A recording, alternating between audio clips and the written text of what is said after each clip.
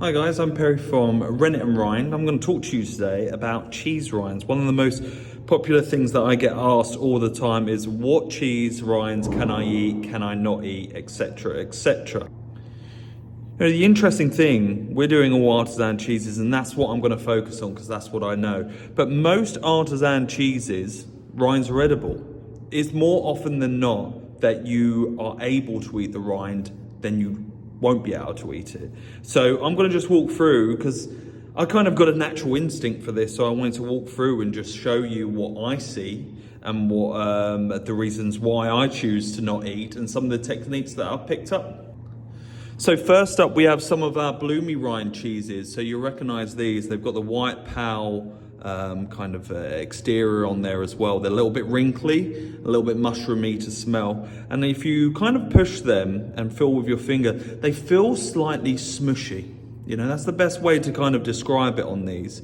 And you can see that this rind is a brie rind, it's a form of penicillium, and this is totally edible. This will taste mushroomy, a little bit bitter, and really balance out the sense of creaminess of the cheese actually, which would be lovely. Same with the Sussex brie here, we've got the same thing, kind of a slightly more thicker rind that's on that. But yeah, that bloomy rind again, all edible that's on there. And wash rinds. These are really easy to detect, wash rinds, because their color, if they're usually orange, you know, this color, then it means they've been washed in something. So this is Baronet, which has been washed in a brine solution, got that thin under. And the way it feels is just slightly sticky, and it feels slightly natural, if I was going to classify that. So they're your soft rind cheeses and what you can and can't eat. And they create flavors and diverse experiences, so you want to take a look at that.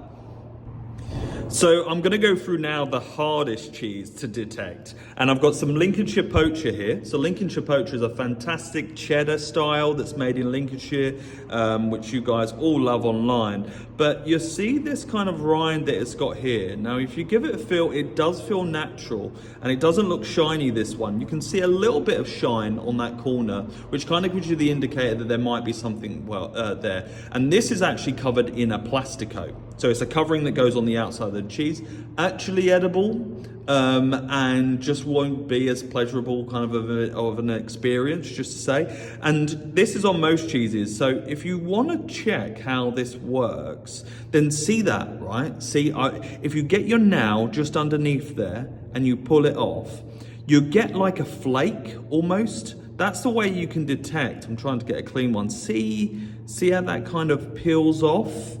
You know, in that kind of shape there. That's covered in Plastico, you know, and then it's got a little bit, just as you detach it, it's got a little bit of kind of unnatural strength there. And that's Plastico, that locks in moisture in cheese, really great for cheese to keep them. So yeah, that's pretty good there. So next up, we're going to show another bit of Plastico that's on there. So this is Cornish kern. I pulled a little bit off for you already. But once again, with your nail, just pull. You can do this with a knife. Just pull a little bit down. There you go, and it starts to ruffle out. So that kind of firmness that it has, and it comes off. Let's see, that's coming off quite easily. Sometimes they're normally weaker than this actually. So yeah, that comes off. It's got once again a little bit of a snap to it when it comes off, and they come off in flakes. Plastico. Not really edible. Won't harm you, but won't add to the experience. Do not eat that rind. And then we have like our blue cheeses. So our blue cheeses, these are harder to detect, you know, most people would know that. You can see the rind is actually quite thin on the interior there, which is a good indicator as well. And if you stick it, so this is the most sensitive part of your finger here to sense humidity. If you kind of run your finger on the back, you start to get this kind of natural stickiness. Unfortunately, this only comes with experience. You guys are going to have to eat some more cheese. And yeah, that's the way you can detect it. It looks far more natural. There's natural crevices that are emerging there. It's a clean rind, but actually there's divots in it, so it's got that indication of a natural rind, which is certainly edible.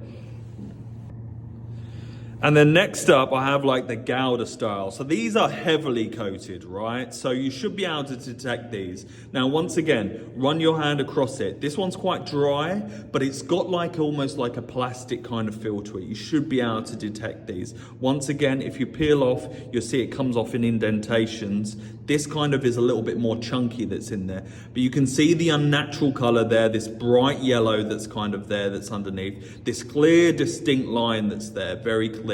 And yeah, that's not edible. That's once again a form of Plastico. And as you pull it off, it will remain quite stuck on these Gouda style cheeses to the cheese. So that's another little indicator of rinds that you cannot eat.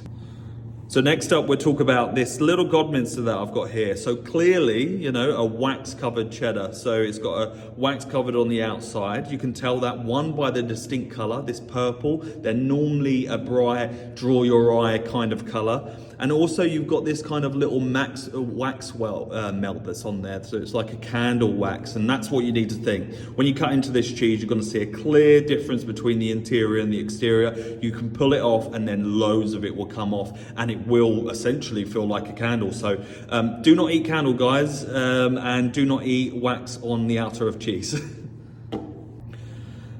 And then last one that I just thought I'd cover, there's plenty more, hundreds of different varieties, but like I said, it's more than likely that you can eat an artisan cheese rind than not eat it. So put that knowledge and move forward. And this is a Clothbound cheddar. So this is Westcombe, and you can see that it's got this slight waxy, but it's got these indentations like a little cloth that's gone over it. This is totally edible. In your deli, if you go to your good local deli or us, we remove the cloth for you so you don't have to handle that, and you get the raw product as it is. And yeah, so check for, if you're having a cheddar, check for cloth, but most of the time in a good deli, they'll remove it for you anyway.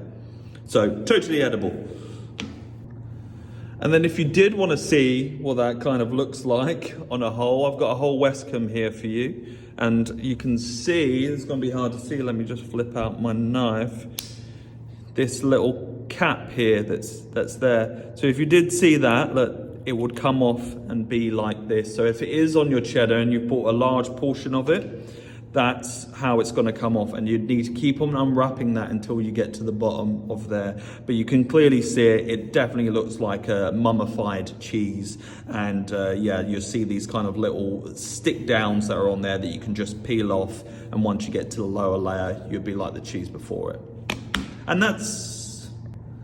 that's everything, guys, talking about rinds and what you should and shouldn't eat. And hopefully they're giving you some clear guidance on, you know, eat more rinds than not eating them. Always be cautious, and that's what scares people. But most artisan cheese rinds are edible. It's more than likely that you're going to have a cheese rind that's edible, then it's not edible. So go away and enjoy countless amounts of rinds.